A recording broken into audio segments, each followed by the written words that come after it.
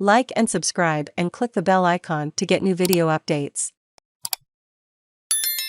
United Nations suspends Russia from human rights body. US and NATO pledge more arms for Ukraine. The United Nations General Assembly has suspended Russia from the UN Human Rights Council over reports of gross and systematic violations and abuses of human rights by invading Russian troops in Ukraine. Suspensions are rare, with the last time being in 2011 when Libya was suspended because of violence against protesters. The US-led push garnered 93 votes in favor, while 24 countries voted no and 58 countries abstained. A two-thirds majority of voting members in the 193-member General Assembly in New York, abstentions do not count, was needed to suspend Russia from the 47-member Geneva-based Human Rights Council. Suspensions are rare. Libya was suspended in 2011 because of violence against protesters by forces loyal to then-leader Muammar Gaddafi. It was the third resolution adopted by the Assembly since Russia invaded neighboring Ukraine on February 24. The two previous General Assembly resolutions denouncing Russia were adopted with 141 and 140 votes in favor. The resolution adopted on Thursday expresses grave concern at the ongoing human rights and humanitarian crisis in Ukraine, particularly at reports of rights abuses by Russia. Russia sees vote as unfriendly gesture. Russia had warned countries that a yes vote or abstention would be viewed as an unfriendly gesture with consequences for bilateral ties.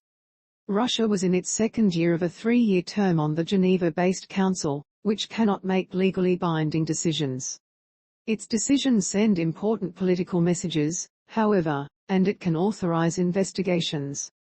Moscow is one of the most vocal members on the council and its suspension bars it from speaking and voting, officials say, although its diplomats could still attend debates. They would probably still try to influence the council through proxies, said a Geneva-based diplomat. Last month, the council opened an investigation into allegations of rights violations, including possible war crimes, in Ukraine since Russia's attack. Red as the blood of the innocent lives lost. Speaking before the vote, Ukraine South Union Ambassador Sergei Kozlytsaya said a yes vote would save the Human Rights Council and many lives around the world and in Ukraine, but a no vote was pulling a trigger, and means a red dot on the screen, red as the blood of the innocent lives lost. The United States announced it would seek Russia's suspension after Ukraine accused Russian troops of killing hundreds of civilians in the town of Bucha. Ukraine's Foreign Minister Dmytro Kuleba welcomed the decision, saying on Twitter, "War criminals have no place in UN bodies aimed at protecting human rights."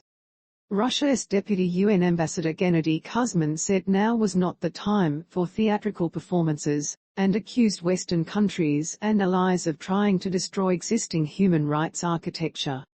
"We reject the untruthful allegations against us based on staged events and widely circulated fakes," Mr. Kuzmin told the General Assembly before the vote, defending Russia's record as a Human Rights Council member.